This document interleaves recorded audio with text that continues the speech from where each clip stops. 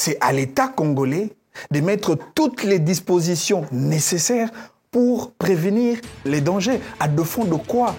L'État est défaillant. L'État devient irresponsable. Et s'il faudrait établir l'échelon des responsabilités, on arrivera au niveau du ministre de l'Intérieur et à ces messieurs de démissionner tout simplement parce qu'il a failli à sa mission. Est-ce que vous ne pensez pas que ces 10 morts-là qui sont allés écouter une musique méritent aussi quelques jours de silence? Une mort de plus, c'est une mort de trop. Nous avons déjà perdu plus de 16 millions de Congolais dans la partie est de la République. C'est anormal de perdre de Congolais parce qu'il y a un concert au stade des Martyrs. Alors là, on dira que Fally, autant pour Ferré, deviennent victimes de la faiblesse de l'État. Ils deviennent victimes de l'ingouvernabilité des services publics de l'État. Parce qu'on considère le Congo comme un abattoir humain et les gens meurent gratuitement alors que l'État a sa mission régalienne de protéger le Congolais.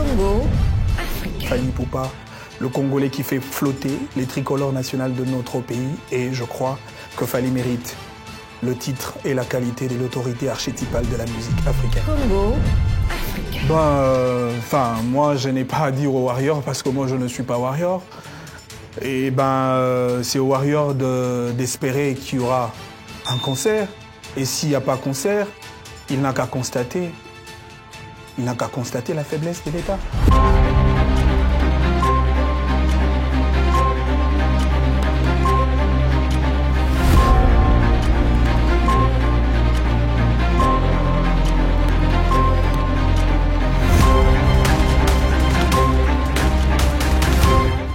Mesdames, Mesdemoiselles et Messieurs, amis téléspectateurs de Congo Africa, c'est toujours un plaisir de vous savoir nombreux devant vos petits écrans, devant vos ordinateurs, vos téléphones pour suivre ce programme, les experts de l'info.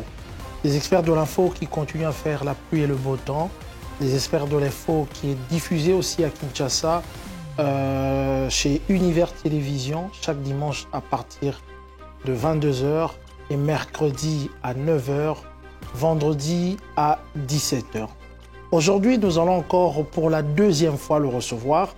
Avant, évidemment, son départ pour Kinshasa, il est venu sur ce plateau pour qu'on parle de la politique, évidemment, de notre pays, mais aussi de la culture et de la musique et de tout ce qui se passe à Kinshasa, notre pays. Comme vous le savez, le pasteur Mike Kalamba a pu faire son stade de martyrs. Le défi était relevé, mais il y a eu quand même des problèmes et aujourd'hui, nous allons en parler, d'autant plus que ce problème a quand même une conséquence face à sa team. La personne, c'est bien sûr le maître Manix Yenda.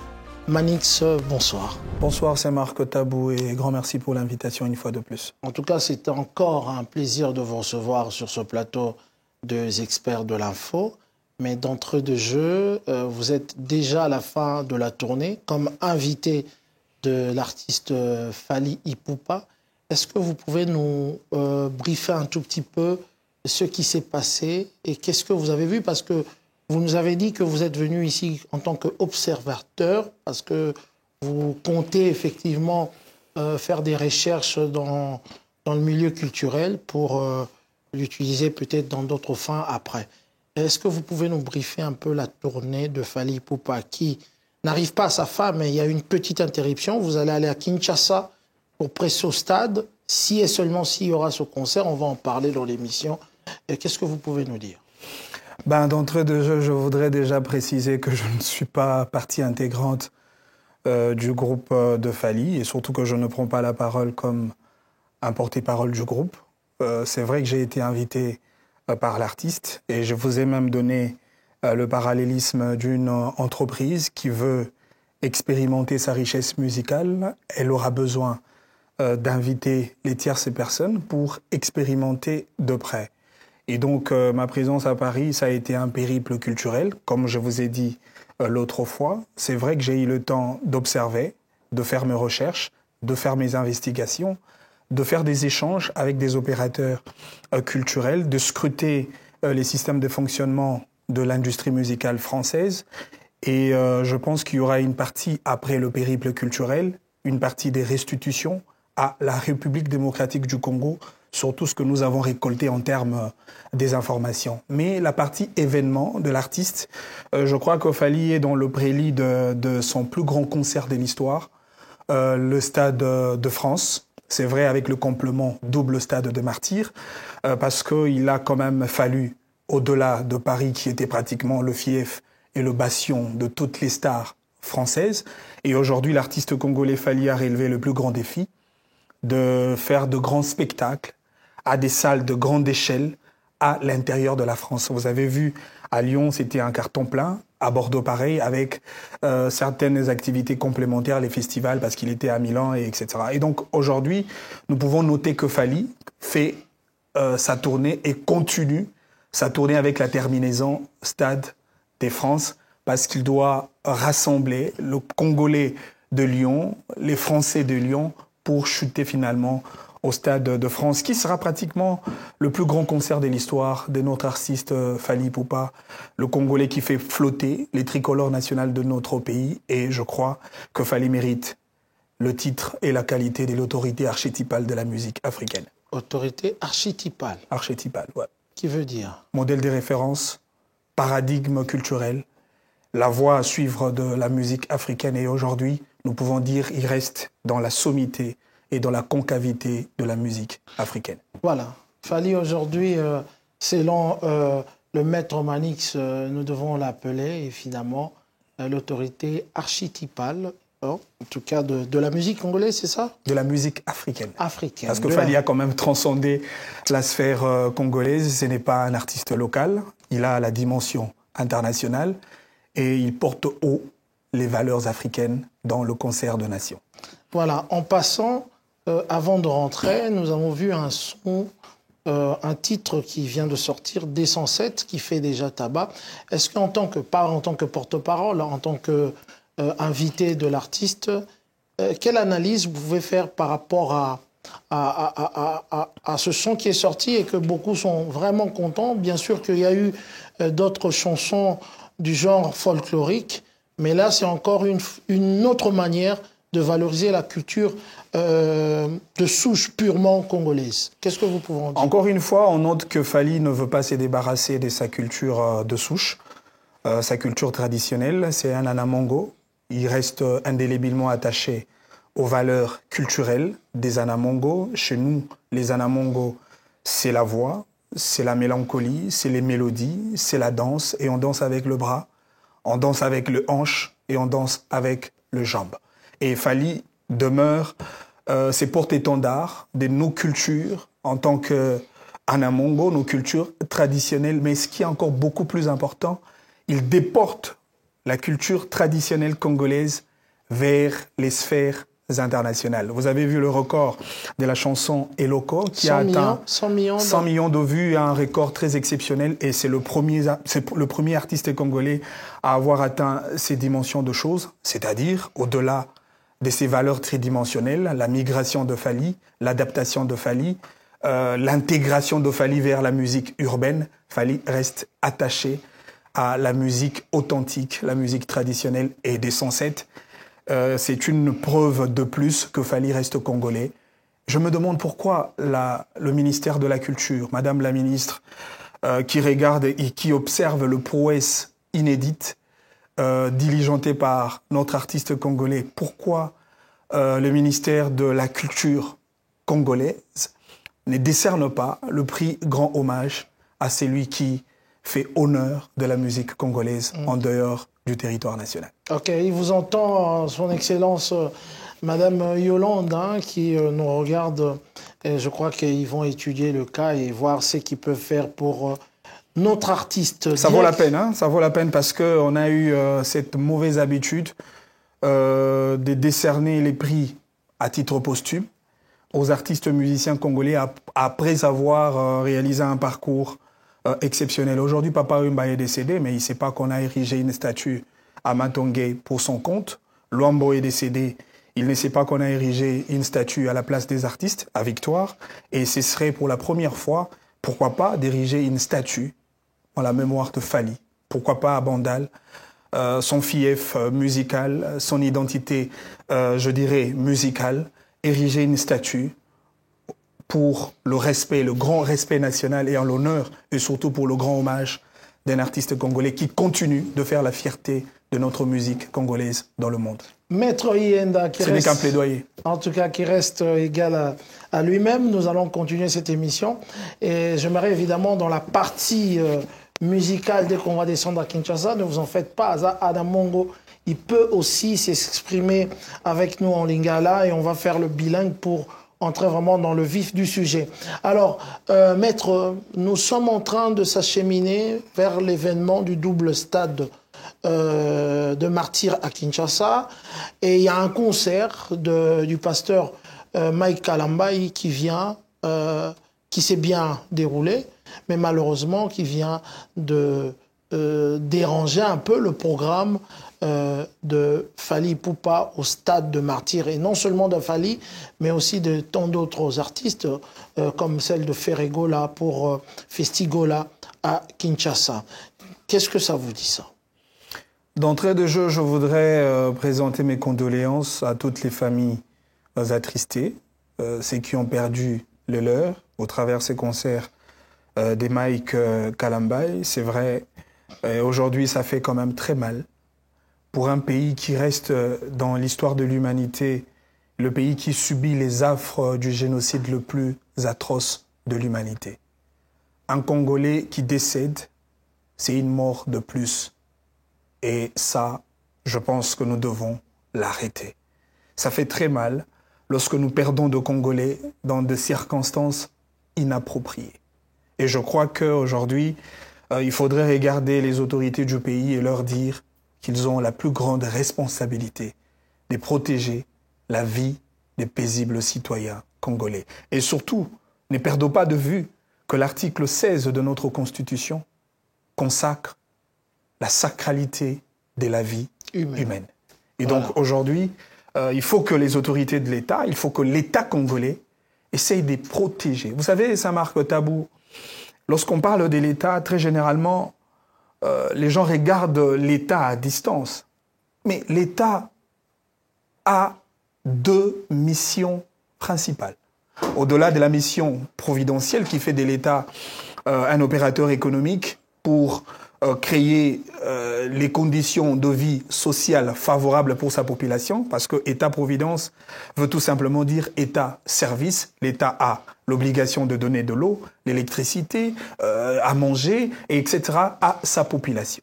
Mais au-delà de la mission providence, il y a une mission régalienne de l'État, et c'est même ça la mission traditionnelle de l'État, c'est la mission gendarme, État policier. L'État a l'obligation de protéger les citoyens ainsi que leurs biens. L'État a l'obligation d'assurer l'intangibilité de nos lignes frontalières. L'État a l'obligation d'imposer la contrainte publique pour le respect de l'ordre public établi. L'État a l'obligation de faire respecter les lois de la République. Et donc, lorsque l'État faillit dans sa mission qui est aussi principale, alors là, on va dire que nous assistons à la disparition de l'État congolais. Là, vous responsabilisez l'État, mais il y a eu un artiste, Mike Kalambai, qui a fait aussi des déclarations comme quoi le concert Rwanda et Rosala Somo, et Kolekaba Onyosueleka, il y a eu Majabu Gospel. Est-ce qu'aujourd'hui, on peut donner la responsabilité, bon, on peut établir la responsabilité de ce qui s'est passé au pasteur Mike, au producteur qui est le label Majabu Gospel, ou à l'État, parce que directement vous allez à l'État par rapport à ça? Mais ce que font les artistes ainsi que leurs producteurs dans la dimension de la réclame, ça c'est la dimension publicitaire, et chaque artiste, pour un spectacle de telle envergure, a l'obligation de faire une forte publicité pour attirer une grande masse de gens pour assister à son concert. Ça, c'est ce qui est tout à fait normal. Je n'ai pas entendu Mike Kalambaye faire la promotion ou l'apologie de la mort dans son concert. Ça, je n'ai pas entendu. Je n'ai pas non plus entendu Madjabou, comme organisateur du dit concert, faire l'apologie de la criminalité, l'apologie de la mort. Ça, je n'ai pas entendu. Mais vous savez, quand Mike Kalambaye arrive à livrer un concert au stade de Martyrs, cela sous-entend qu'au départ, il y a eu un contrat. Et ce contrat a été un contrat de type synalagmatique, c'est-à-dire un contrat qui exige la réciprocité d'obligations entre les deux parties. Il y a l'obligation pour le compte de la partie Kalambaye et il y a l'obligation pour le compte de la partie l'État congolais. Maintenant, la question de base est celle de savoir, est-ce que Mike Kalambaye, dans son contrat avec l'État congolais, avait réuni toutes les conditions pour livrer ses concerts? Automatiquement, je dis oui. Je crois oui, puisqu'il a... Parce qu'à défaut de quoi, on n'allait pas donner on n'allait pas lui autoriser de livrer ses concerts. Maintenant, la deuxième dimension de la question est celle de savoir est-ce que l'État congolais avait réalisé toutes les conditions d'ordre sécuritaire, bien entendu, pour assurer la protection de ce Congolais qui avait assisté au concert de Mike Kalambaye. C'est cela la question. Voilà. Parce que dans un concert ou dans une manifestation publique de telle envergure, l'État a l'obligation de protéger les gens qui assistent au concert. Vous ne pouvez pas assurer une sécurité à une telle manifestation sans pour autant avoir un plan de sécurité adapté au type d'événement à la base. Mais quel a été le plan sécuritaire de l'État? Mais j'aurais une question à poser, Maître Manix, sur la question de billets d'entrée, parce que pour accéder au stade, il faut avoir un titre d'accès. Alors, s'il y a eu autant de monde comme ça, c'est qu'il y a eu autant de titres d'accès qu'on appelle tickets pour entrer au stade de Martyrs. Et s'il y a plus eu de monde comme ça, à qui on peut donner la faute? Non, mais d'abord, il n'y a pas que les tickets comme facteur de contrôle sécuritaire dans une manifestation de telle envergure. Il faut d'abord que le service de sécurité organise les entrées dans le stade. Il y avait combien d'entrées indiquées pour canaliser les participants ou les assistants à ces concerts? Ça, c'est la première des questions. La deuxième dimension, il y a aussi, il faut prévoir des sorties spéciales. Mais en tant qu'organisateur, si vous louez une salle qui ne peut pas vous donner autant d'accès pour les spectateurs qui viendront, qui sont... on ne sait pas si on doit les appeler les fans dans la musique chrétienne. Je peux donner l'exemple, si c'était la musique profane, on dirait les fans. L'organisateur doit aussi savoir si les personnes qui viendront au stade seront en sécurité. Non, mais l'organisateur n'a pas de problème, c'est Marc Tabou. Je vous ai dit qu'il y a eu déjà des conditions qui, au préalable, ont été réalisées de la part de l'organisateur de l'activité. Quitte à l'État maintenant d'assurer la dimension de la sécurité. C'est à ce moment-là que je voudrais imposer un certain nombre de conditions à remplir. Je vous ai parlé de l'entrée. Il y avait combien d'entrées par rapport au nombre de participants à ces concerts? De deux. Généralement, il y a 3 entrées, 3 grandes entrées. Non, mais est-ce que 3 entrées pour une capacité d'accueil de plus de 120 000 personnes suffisent pour sécuriser le peuple congolais? Pongabi, Triomphal et Willery, je crois. Mais non, et au-delà même des entrées, il y a eu combien des barrières de canalisation pour canaliser les gens qui achètent le billet pour s'introduire dans le stade? Il y a eu combien de barricades de routes pour permettre la fluidité même de la circulation routière à l'extérieur du stade afin d'aérer quand même cet engouement qui existe au niveau du stade des Martyrs? Et puis, quelle a été la proportion en termes des éléments de la police comparablement au nombre de participants à ces concerts? C'est cela le problème. L'État n'a pas réuni toutes les conditions nécessaires pour protéger le Congolais face à une telle situation. Mais il y a des concerts de Congolais qui se sont joués à Paris où l'État français a demandé à l'artiste de financer le nombre de policiers qui vont venir. Non, mais justement, ça se fait dans le cas où il y a l'insuffisance de l'effectif des éléments de sécurité. On fait appel même au service des gardiennages pour faire le supplément de la sécurité. Ici, en France, par exemple, on fait appel à la police municipale pour accompagner. Vous avez vu le concert de Fally Ipupa à Paris Arena à la Défense. Les dispositifs sécuritaires qui ont été établis. On avait même arrêté certaines routes. Il n'y avait pas accès. Voilà. C'était pourquoi? C'était pour protéger toutes ces personnes qui allaient assister à ces concerts. Okay. Ce qui ne se fait pas malheureusement dans notre pays parce qu'on considère le Congo comme un abattoir humain et les gens meurent gratuitement alors que l'État a sa mission régalienne de protéger le Congolais. Même si on explique l'histoire de 1000 francs qu'on donne aux policiers en entrée, c'est ça aussi des raisons qui poussent que malgré que les tickets ont été établis à 100 000 ou à 80 000 places, il y a toujours nos policiers qui prennent l'argent. Non, mais le policier, c'est le représentant valable de l'État. Voilà. Si le policier cautionne une telle pratique, et lorsqu'il y aura des dommages collatéraux, c'est l'État qui en payera le prix. C'est l'État qui est civilement responsable dans le cas sous examen. C'est l'État d'assumer sa responsabilité en ce qui concerne les morts de Congolais dans le concert de Mike Kalambai. Il n'y a pas autre chose que ça. Et donc aujourd'hui, il faudrait rappeler à l'État congolais l'obligation de pouvoir assurer sa responsabilité comme il se doit. J'ai entendu la décision. On sanctionne, parce qu'on ne va pas sanctionner tout l'État, on ne va pas aller sur les chefs de l'État qui a aussi ses occupations et tout, malgré qu'il est celui qui est le garant de la sécurité des Congolais. Mais qui on doit sanctionner? Non, mais l'État est une personne morale. Morale, oui, je comprends. Et mais même une personne morale... Non, mais justement, l'État comme personne morale est civilement responsable. Qu'est-ce qu'on dit en droit? Tout préjudice causé par autrui exige la réparation.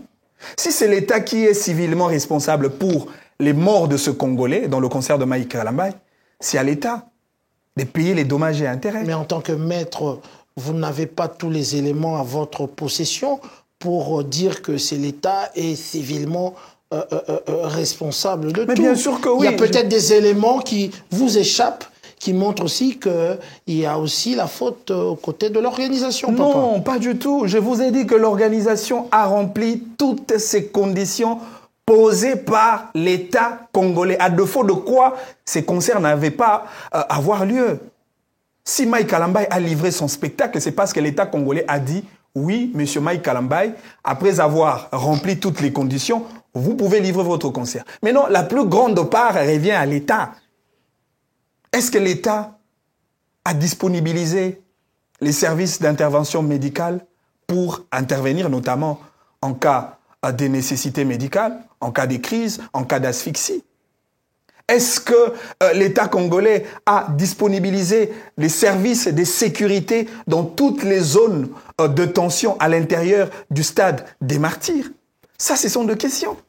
Comment c'est possible que ces gens-là arrivent à une telle situation où ils sont décédés? C'est à l'État. Et d'ailleurs, si vous regardez minutieusement la décision du ministre de l'Intérieur, vous allez comprendre que le ministre fait un aveu d'irresponsabilité. Dans quel sens? Les ministres encaissent. Lorsque le ministre dit un aveu d'irresponsabilité. Non mais bien sûr, le ministre nous dit que nous allons suspendre des activités non sportives, que toutes les personnes qui ont déjà souscrites pour les prochains spectacles au stade des Martyrs, que ce soit pour le stade Tata Raphaël, essayent d'aller voir ailleurs. Parce que les activités au stade des Martyrs sont des activités de haut risque. Ça, c'est la phrase du ministre de l'Intérieur. Et donc, le ministre de l'Intérieur ne savait pas. Pendant que Mike Kalambai venait vers l'État pour payer son droit d'exploitation au stade, pour payer son droit des productions sur le sol musical congolais, l'État ne savait pas qu'il y avait de haut risque au stade des Martyrs. Et donc, tous nous comprenons que c'est un aveu d'irresponsabilité. Au-delà des discours simples, l'État congolais doit payer les dommages causés. Voilà. Alors, mais cela n'empêche pas que la décision est là, provisoire ou pas. Le concert que devrait normalement jouer Fally Ipupa, le concert, le double stade de Martyrs, est compromis pour le moment. Parce que la décision fait en sorte que jusque-là, si on ne lève pas cette décision, ce concert n'aura peut-être pas lieu. Alors là, on dira que Fally, autant pour Ferré, deviennent victimes de la faiblesse de l'État. Ils deviennent victimes de l'ingouvernabilité des services publics de l'État. Ils deviennent victimes face à un État qui se comporte comme un État voyou, comme un État criminel, comme un État bandit. État voyou. Non mais justement, un État qui permet la mort de ce Congolais, de ses compatriotes congolais dans des conditions comme celle-là. C'est un État Koulouna. Et face à l'irresponsabilité de l'État, alors les artistes deviennent de victimes et des victimes directes. Pourtant, le concert de ces artistes constitue un gonflement dans l'enveloppe financière de notre pays. Interdire à ces concerts, c'est un véritable manque à gagner pour l'État. Parce que ces gens-là payent des taxes. Encore que ne perdez pas de vue qu'il y a une taxe sur la billetterie. Ok, ça va. Ces stades-là a une capacité d'accueil de plus de 120 000 personnes. Comptez le nombre de personnes et la part de l'État à gagner pour un spectacle. C'est un manque à gagner. Ndekomanix. Tobeta mboka mboka. Batouba Koufi 10. Même si c'est la faute de l'État, comme vous l'avez dit, l'irresponsabilité de l'État. Mais ce même l'État-là dit que, pour le moment, nous devons voir comment s'organiser pour que ça ne se reproduise plus. Donc, pour le moment, on va s'asseoir et voir comment, à chaque fois qu'il y a un événement au stade de Martyrs, comment s'y prendre. Parce ça veut dire que le ministre de l'Intérieur a été défaillant. Et voilà, pour ça, il peut démissionner. Non, dans ce sens-là. Et c'est pourquoi il dit qu'il y a une décision provisoire, que les activités qui devraient normalement se passer au stade de Martyrs est provisoirement suspendues. Je ne refuse pas. Est-ce que vous êtes d'accord avec ça ou pas? Non, mais je ne suis pas d'accord. Il faut forcer la porte pour que ces événements aient lieu. Vous êtes Congolais, donc même si Fally ou Ferré jouaient actuellement, et s'il y a encore des morts, on fait comment? Je ne suis pas d'accord dans la mesure où l'État congolais prend des mesures curatives en lieu et place des mesures préventives. Qu'est-ce qu'on nous dit? L'État, gouverner, c'est prévoir. Qu'est-ce qu'on nous dit? Mieux vaut prévenir que guérir. C'est à l'État congolais de mettre toutes les dispositions nécessaires pour prévenir les dangers. À de fond de quoi? L'État est défaillant. L'État devient irresponsable. Et s'il faudrait établir l'échelon des responsabilités, on arrivera au niveau du ministre de l'Intérieur et à ces messieurs de démissionner tout simplement parce qu'il a failli à sa mission. Ah, vous demandez carrément la démission du ministre de l'Intérieur. Non, mais parce qu'une mort de plus, c'est une mort de trop. Nous avons déjà perdu plus de 16 millions de Congolais dans la partie est de la République. C'est anormal de perdre de Congolais parce qu'il y a un concert au stade des Martyrs. C'est anormal de perdre de Congolais dans des accidents de moto, de taxi. C'est anormal. Vous vivez ici à Paris. Ça fait combien de temps vous avez vu un accident causant le perte de vies humaines de sujets français ici à Paris? C'est des cas rares. Pourquoi? Parce que l'État français a pris des mesures nécessaires pour éviter les cas des accidents. J'ai toujours dit, si vous n'avez pas une bonne vision à la base, si vous n'avez pas un modèle de gouvernance à la base, si vous n'avez pas un leadership managérial éclairé pour gérer un État comme la République démocratique du Congo, je vous demande simplement de copier ce qui se passe ailleurs. Même pour copier, ça devient un problème. On nous a toujours dit, même à l'école, l'élève le moins intelligent a pour facilité que de tricher sur la feuille de son voisin. Même pour tricher, ce qui se passe ailleurs, le Congo est incapable. Nos dirigeants sont incapables de copier ne serait-ce que ce qui se passe à l'extérieur du pays. Mais quelle est la solution pour vous? Est-ce qu'on doit annuler ce concert dont il faut dire que l'équipe de Ferré Gola, Prophétie Gola et Fally Ipupa ont engagé déjà des frais pour l'organisation de cette date-là, ou bien on doit délocaliser ce spectacle? Non, mais c'est à l'État congolais d'être sérieux. Je demanderai au ministre de l'Intérieur, je demanderai au gouverneur de la ville de Kinshasa, M. Daniel Bumba, d'être sérieux. Ne serait-ce que pour la première fois. C'est à eux d'être sérieux afin de permettre que la culture congolaise prenne un peu de l'espace. Nous sommes un pays à vocation culturelle, nous sommes un pays à vocation musicale. Le Congo est la capitale mondiale de la musique. Alors si vous n'êtes pas en mesure de protéger, de couvrir les spectacles musicaux, alors là, il faut lâcher alors. Mais le bâton des responsabilités. Il faut démissionner carrément. Vous avez présenté vos condoléances aux familles, à toutes les personnes, les familles qui ont perdu leurs enfants, leurs Mais ça ne s'arrête pas à ces niveaux. Il faut endosser la responsabilité. Il faut payer les dommages. Vous ne pensez pas que ces âmes-là ont été perdues dans un événement culturel et que pour vraiment compatir avec eux, c'est de carrément ne pas faire des événements après, parce que ce concert-là, par exemple le Festigola, se passera en quelques jours seulement, 5 ou une semaine après. Votre concert viendra une semaine ou 2 semaines après. Est-ce que vous ne pensez pas que ces 10 morts-là, qui sont allés écouter une musique, méritent aussi quelques jours de silence pour résoudre ce problème et que ça ne puisse plus se reproduire, papa? Non, mais oui, on peut bien commémorer. Est-ce qu'il faut nécessairement faire ces concerts-là et ces spectacles? Non, mais il y a un problème même s'il faudrait honorer la mémoire de toutes ces personnes qui sont décédées. Déjà, même les stades des martyrs a une connotation historique et symbolique bien précise. Ouais. On appelle ça stade des martyrs. Parce qu'il y a eu des gens qui ont versé leur sang là-bas. Et que voilà, il y a encore d'autres martyrs qui s'ajoutent. Qu'est-ce qu'on va célébrer?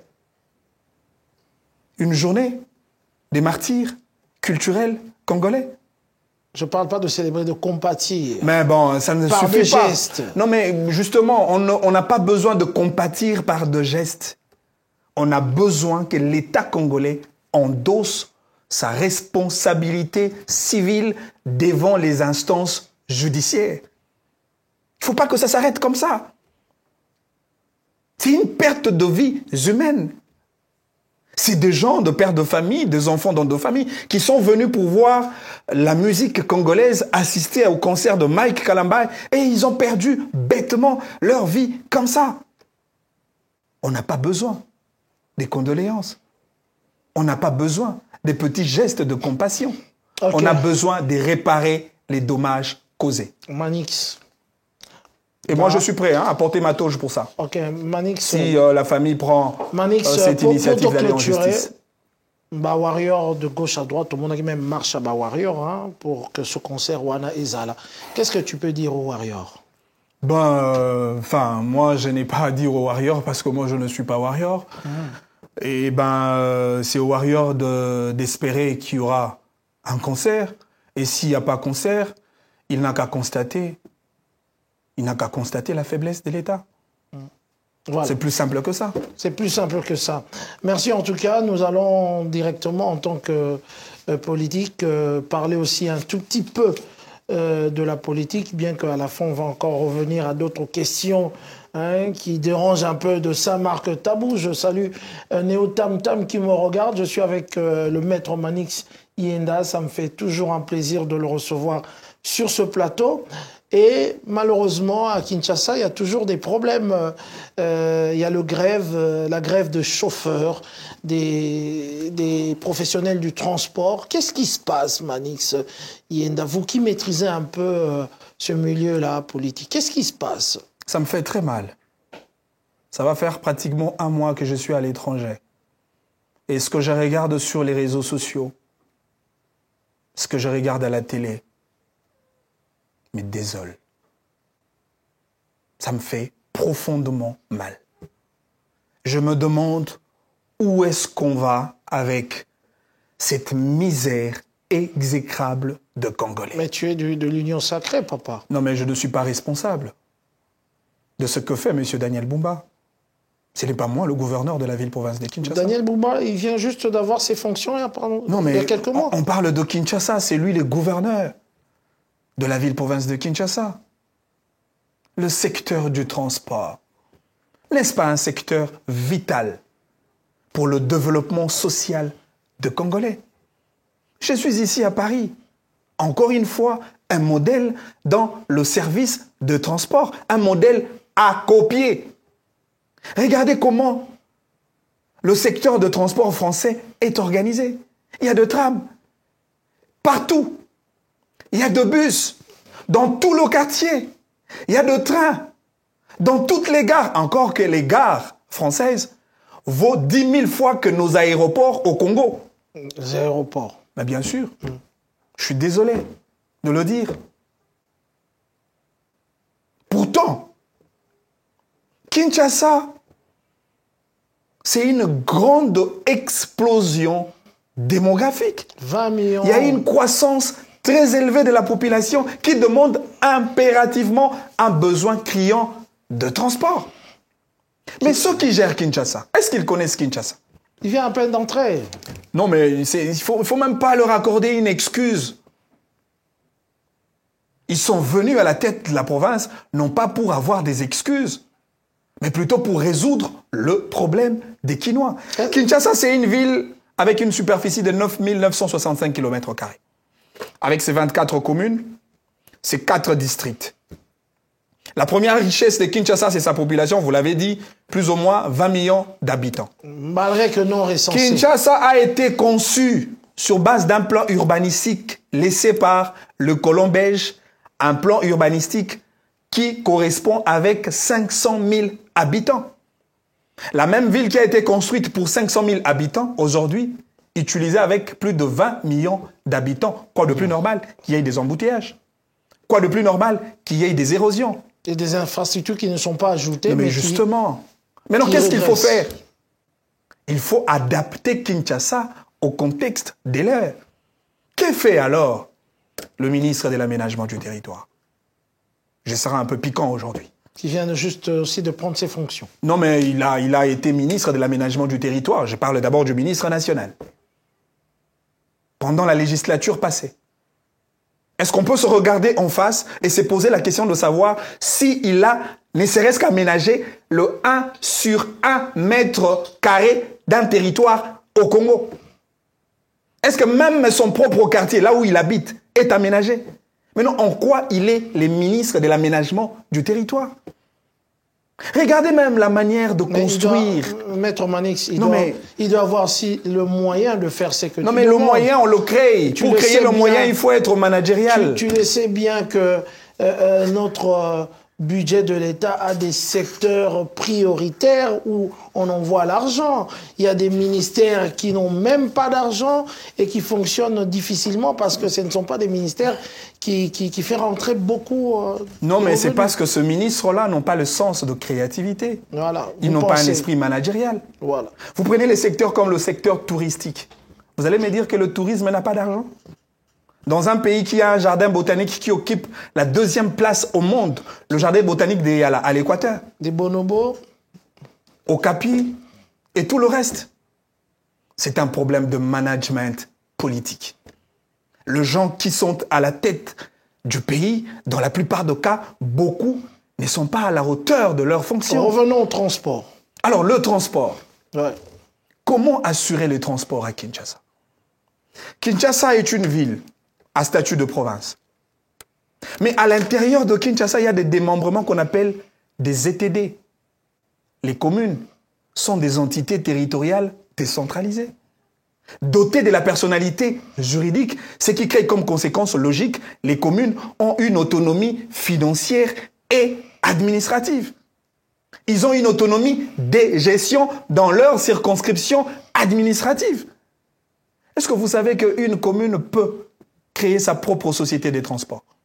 Dans mon ouvrage, d'ailleurs, Mon regard vers la commune, j'ai proposé l'idée de créer une société de transport qu'on appelle Transcom, transport communal, pour assurer la mobilité des citoyens de la commune. Ah ouais. Et au-delà de la mobilité, ça va gonfler l'enveloppe financière de la commune et de surcroît, ça va créer de l'emploi au sein de la commune. La province seule, le gouvernement central seul. Où viendra le financement pour créer cette société communale? Non, mais le financement, encore une fois, je vous ai dit, il faut être manager. La commune a au moins 3 types de ressources financières qui existent. On peut le savoir. Au-delà des ressources traditionnelles qui sont le taxe et impôt, parce que la commune prélève sur le marché, sur le boutique, sur les églises, sur le pharmacie, sur toutes les unités économiques qui se retrouvent au niveau de la commune, même les plaques de numérotation de chaque avenue. Il y a l'argent qui entre dans la commune.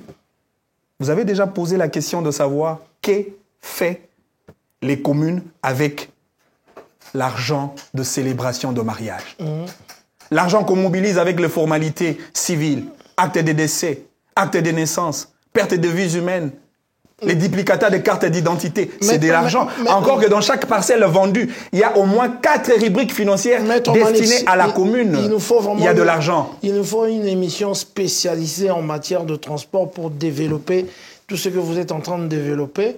Mais parlons de cette grève qui s'est passée et tout. Est-ce qu'il y a une solution? Parce qu'on a vu le ministre de Transport, son Excellence Jean-Pierre Bemba, qui a tenu une réunion avec les professionnels du transport. Est-ce que tu crois qu'il peut se passer quelque chose après? Je ne crois pas du coup aux mesures curatives. Je ne crois pas. Okay. Il ne faut pas attendre qu'il y ait un problème pour chercher les solutions. Je ne crois pas à cela. Okay. Voilà. Il faut mettre en place des véritables politiques publiques dans ces secteurs du transport pour résoudre définitivement la question du transport. Vous savez qu'ici en France, les transports fait gagner le jour des millions et des milliards de dollars pour l'État français. Je parle de millions et de milliards d'euros d'ailleurs. Allez regarder seulement les trafics des personnes dans le métro, dans le gare, dans les arrêts de bus. L'État mobilise beaucoup d'argent. Et à combien plus forte raison pour un pays qui a une démographie de plus de 100 millions d'habitants? C'est un problème de manque de vision. C'est un problème de manque de gouvernance et de leadership éclairé. Et c'est un problème de manque de volonté politique. Rapidement à la situation sociale des Congolais qui ne fait que s'empirer. En tout cas, les choses ne vont pas vraiment au Congo. Nous avons des échos comme quoi la situation, l'électricité, l'eau, ça continue à faire défaut. Qu'est-ce qui se passe? Vous avez parlé de l'eau. Ouais. Comment vous pouvez imaginer? Réfléchissons de la manière la plus simple possible. Je prends les cas de la ville-province de Kinshasa parce qu'on en parle. Des Maluku jusqu'à la frontière Kinshasa-Congo central, vous pouvez compter plus de 17 rivières. Les Maya Pembe, les Maya Njili, les Maya Kalamu, les Maya Chwenge. Au-delà du fait que Kinshasa est entouré par le fleuve Congo. La question, comment Kinshasa peut manquer de l'eau? Des infrastructures pour rendre cette eau potable et donner aux Kinois. C'est paradoxal. C'est vraiment paradoxal. Je ne prends pas seulement le cas de l'eau. Dans Maya Pembe, prendre de l'eau et boire comme ça. Mais c'est un problème de politique publique à mettre en exergue. Je prends le secteur agricole. Est-ce que vous savez que nous avons au moins 80 millions d'hectares de terres arables, 40 millions de terres irrigables. On a plus de 26 sites greniers pour faire les semences améliorées. Mais les Kinois Toutes nos terres sont fertiles et cultivables. Le Congo est capable d'alimenter plus de 2 milliards de citoyens du monde au-delà d'assurer une autosuffisance alimentaire. Vous avez déjà entendu parler des Masango à Bouamanda? Vous avez déjà entendu parler de l'Osso à Bumba? Oui, oui. Mais comment le Congolais peut manquer de quoi manger? Voilà. Encore une fois, c'est un problème de l'incompétence de nos dirigeants. Je prends le secteur de l'énergie, s'il vous plaît. C'est très important. L'énergie. Nous avons presque tout. Je prends seulement la tridimensionnalité de notre Inga 1, Inga 2, Inga 3. Une capacité de plus de 106 000 mégawatts capable d'alimenter tout le continent africain. Qu'est-ce que nous en faisons? Au-delà de l'énergie hydroélectrique, nous avons l'énergie éolienne, mon pépé. J'imagine des gens qui vous regardent qui disent... Nous avons l'énergie solaire. L'Équateur, c'est la province la plus tropicalisée de la République. Il y a une forte chaleur là-bas. On peut créer des centrales solaires. Tu es théoriquement fort, Maître Manix. Non, mais il faut commencer par la théorie pour pratiquer. Malheureusement, ceux qui pratiquent n'ont aucune théorie dans leur tête. Ok, ça va. Merci en tout cas pour la situation sociale. Nous avons directement... Est-ce qu'il est l'homme de la situation à Kinshasa? L'homme qu'il faut à la Daniel place, Bumba, il faut carrément dire non. Bumba non, il faut carrément dire non. Dire non comment? Non, mais Bumba, vraiment. Je préfère même Loso Bumba que Daniel Bumba. Oh là là! Oh là là! Manix, tu préfères Loso Bumba que Daniel. Qu'est-ce qu'il a fait, Daniel Bumba, qui vient de prendre ses fonctions il y a quelques mois? Il est à Kinshasa. Il doit d'abord voir et savoir... Non, mais il n'a pas besoin de voir et savoir. Il a besoin, ou il a l'obligation de résoudre le problème de Congolais. Point barre. Il n'a pas été élu gouverneur pour observer, pour voir, et ça s'arrêtait là. Ça va s'arrêter là? Non, pas du tout. Okay. Il faut que Daniel Bumba mette dans sa tête la récréation que le Quinois ont donnée à André Kimbuta, à Gentini Ngobila, cette récréation est terminée. Est terminée. Daniel Bumba, vous êtes prévenu. Cette récréation est terminée.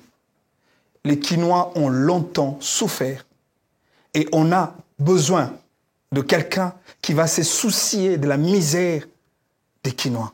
On a besoin de quelqu'un... Il a quand même des jeunes dans son gouvernement. Il n'a même pas un gouvernement, c'est le seul.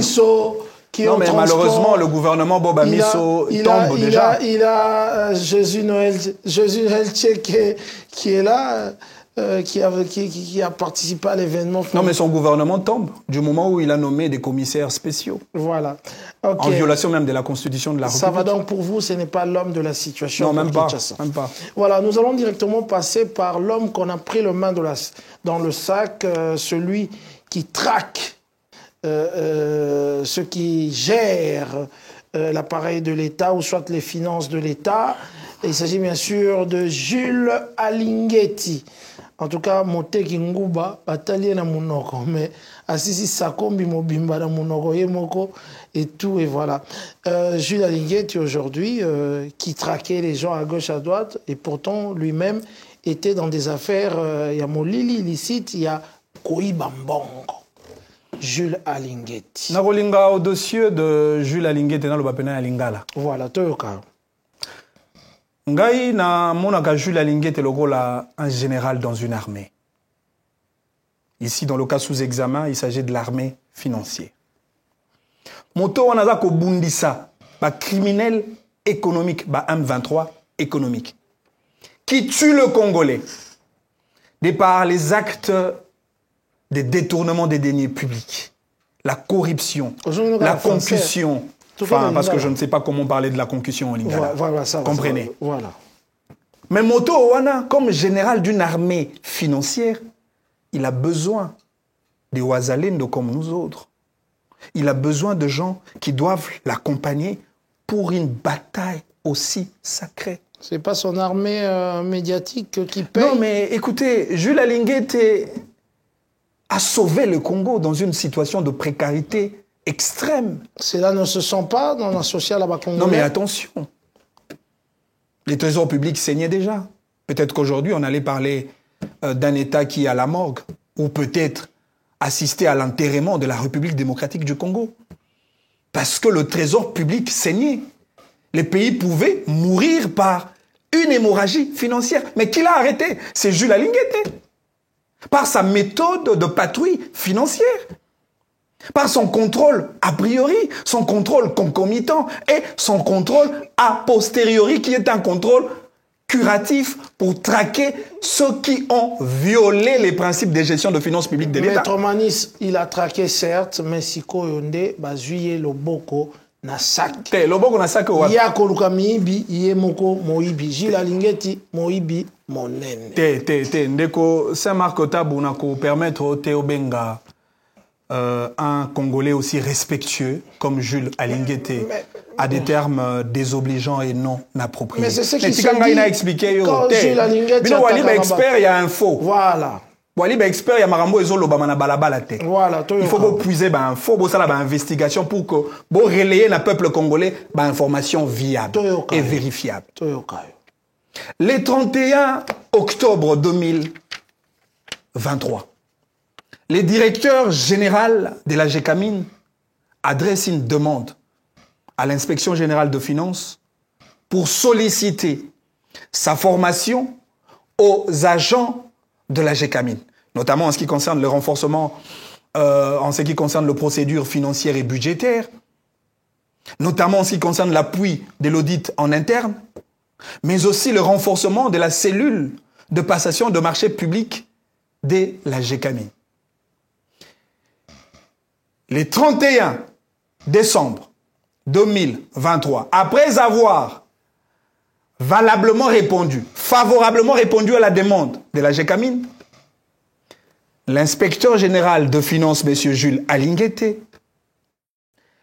envoie une note de frais. Parce que dans la correspondance, il y a GECAMIN, la GECAMIN avait bien mentionné ba formateur, ba inspecteur, il y a IGFO, ba côté, ba sal, il y a GECAMIN. Bisomogo GECAMIN neto kozwa bango en charge. Logement na bango, n'a pas frais de formation. Et donc, il a fallu que l'IGF envoie la note de frais. Et la note de frais envoyée par l'IGF a été élevée à la hauteur de 150 000 $, à payer par la GECAMIN. Et la GECAMIN a bien payé les 150 000 $ pour la formation assurée aux agents de la GECAMIN. Et la GECAMIN... Pour les formateurs qui viennent assurer... Pour les formateurs, les inspecteurs de l'IGF qui ont formé les agents de la GECAMIN. Voilà. Et cet argent a été canalisé par le compte officiel de l'IGF, abrité par Equity Bank BCDC. Et après, l'IGF a payé ses inspecteurs, qui du reste ne sont pas de Français, qui du reste ne sont pas de Rwandais, des Ougandais, ce sont de Congolais. Maintenant, dis-moi, à quel moment on peut parler du détournement? À quel moment on peut parler du vol? En quel moment on peut parler de blanchiment de capitaux? À quel moment on peut parler de l'enrichissement illicite? À quel moment on peut parler de ces choses? Mais voilà la mauvaise foi du procureur général près la cour de COP. La cour de compte, papa. Non, mais moi, je parle de la cour de COP. Parce que ça, s'il s'agit de COP. Ça c'est la team de Jules. Non, mais, non, ça, c'est votre team. Parce que la mission... On vous appelle l'armée sur... L'armée médiatique de Jules Alinguete la qui mission... appelle la cour de COP. Mais ça, c'est la cour de COP. Voilà. Parce que la mission de la cour de compte est bien déterminée dans la loi organique qui organise la cour de compte en République démocratique du Congo. Posons-nous la question. Sur base de quelles dispositions juridiques le procureur près la cour des COP peut convoquer l'inspecteur général de finances pour l'entendre? De deux, le procureur général près la cour de COP a oublié. Mais la cour de compte. Non, mais je parle de la cour de COP. Parce que là, il s'agit des actes de compromission aux valeurs sacrées de la République. C'est au premier président, s'il vous plaît. Entre l'IGF et la Cour de compte, qui contrôle qui? D'abord, l'IGF et la Cour de compte sont pratiquement sur le même pied d'égalité. Voilà. L'IGF, c'est un contrôleur. La Cour de compte, c'est un contrôleur. Et en matière de contrôle, comme vous le savez, nous avons trois types de contrôle. Il y a le contrôle politique, relayé par le Parlement, autorité budgétaire. Il y a le contrôle juridictionnel et le contrôle judiciaire, relayé par la Cour de compte et les juridictions de l'ordre administratif, ainsi que les juridictions de l'ordre judiciaire. Et enfin, il y a ce qu'on appelle le contrôle technique et administratif, assuré par les structures financières spécialisées, les cas de l'inspection générale de finances. Dans cette affaire, en termes de contrôle, basé sur le même pied d'égalité. Encore que l'inspection générale de finances n'est pas un organe de gestion pour que la Cour de compte le contrôle de cette manière-là. C'est un organe de contrôle. Je vous ai dit, ce n'est pas au procureur général d'entendre... Un organe de contrôle qui peut être corrompu aussi. Hein. Non, mais il ne gère pas. Il ne gère pas, mais il gère pas. Il peut être lui, il corrompu. contrôle, c'est un policier de contrôle financier. Encore que, il y a une loi, une ordonnance loi, datant d'ailleurs depuis l'époque du Zaïre, qui attribue les compétences ou les instances qui doivent effectivement donner quitus avant d'arrêter ou d'entendre les inspecteurs des finances. Vous voyez que l'inspecteur de finances, dans l'époque, il y a sous tutelle. Il y a ministre des Finances. Mais les lots, comment sous tutelle, il y a président de la République. Voilà. Et cette ordonnance loi et lobby, avant de convoquer l'inspecteur de finances, il faut que soit avis préalable du président de la République, ce qui n'a pas été le cas. Je me demande, le procureur général près la Cour de compte agit sur base de quelles dispositions juridiques? En droit, on dit la compétence est d'attribution. Voilà.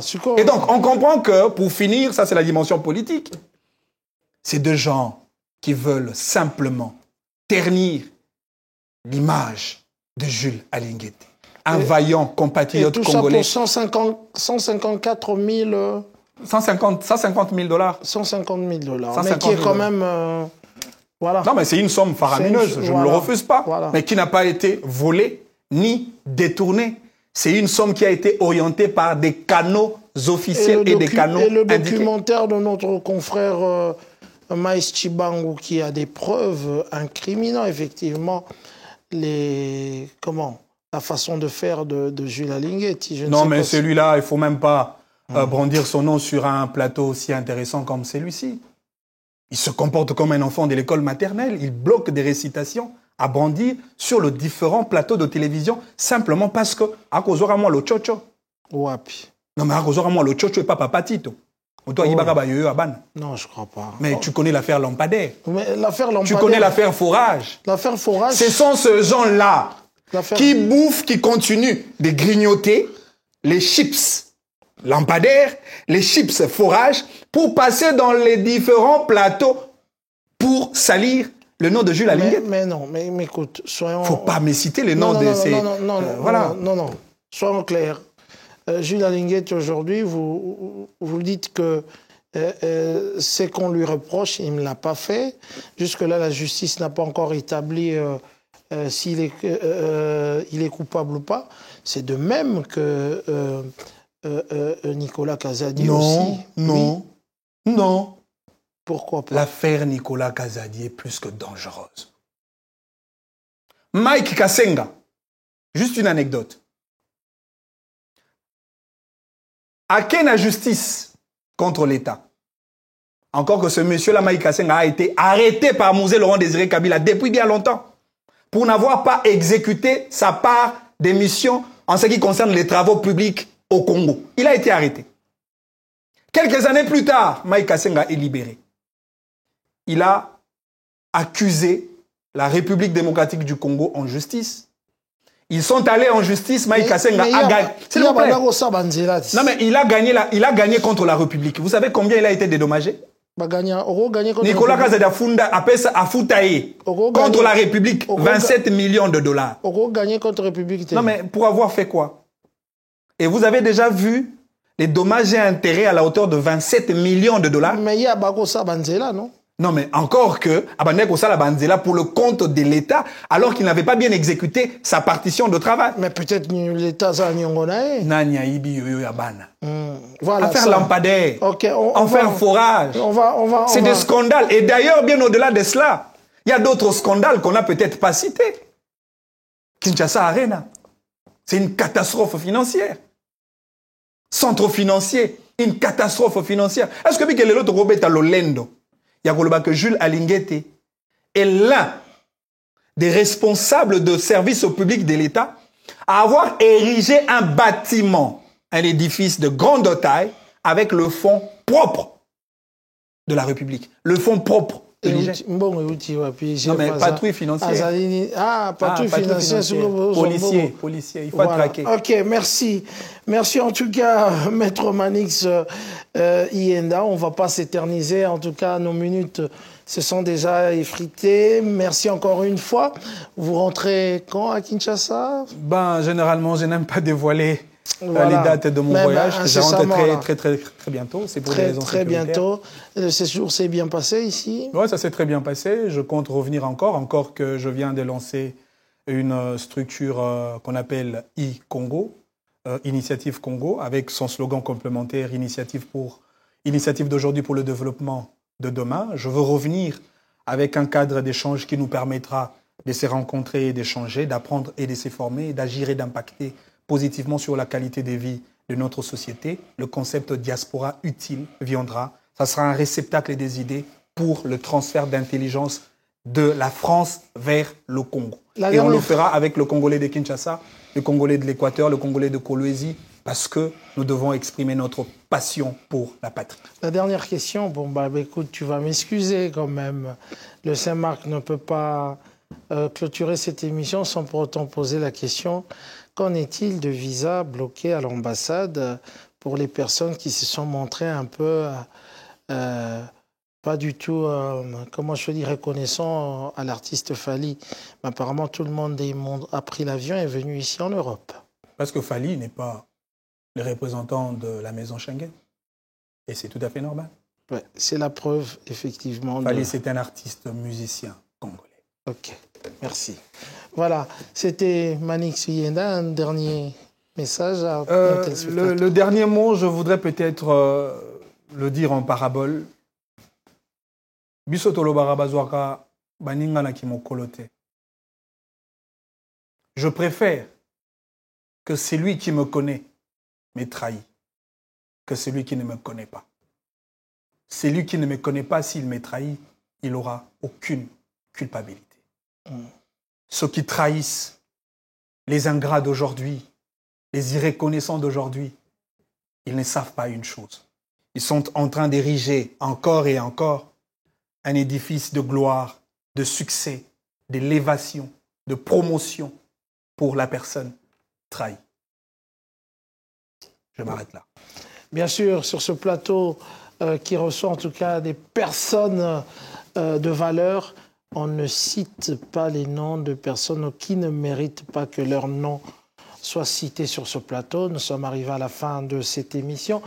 Je veux remercier David Mangaya, Néo Tam Tam, David Mangaya de Fanichis, Néo Tam Tam Voyage. Merci encore une fois pour tout ce que vous êtes en train de faire pour cette émission. Sachez que votre émission passe à Kinshasa sur Univers Télévision. Chaque dimanche à partir de 22h et mercredi à 9h et vendredi à partir de 17h. Je salue Balekas Cosmétiques. Je n'oublierai pas mon ami Blaise Mafoutol et surtout Patience Moukendi de Longue Jambe ici à Paris.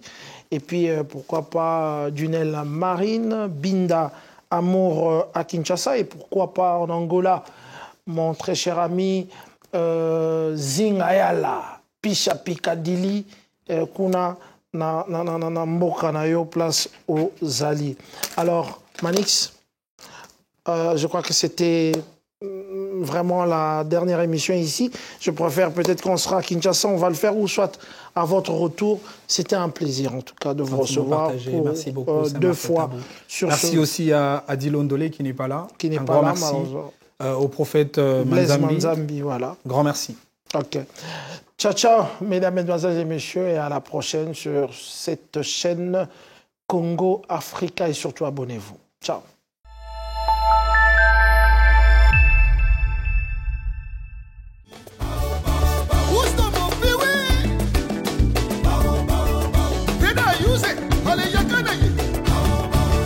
DJ Chris Maestro, Nyadambuma.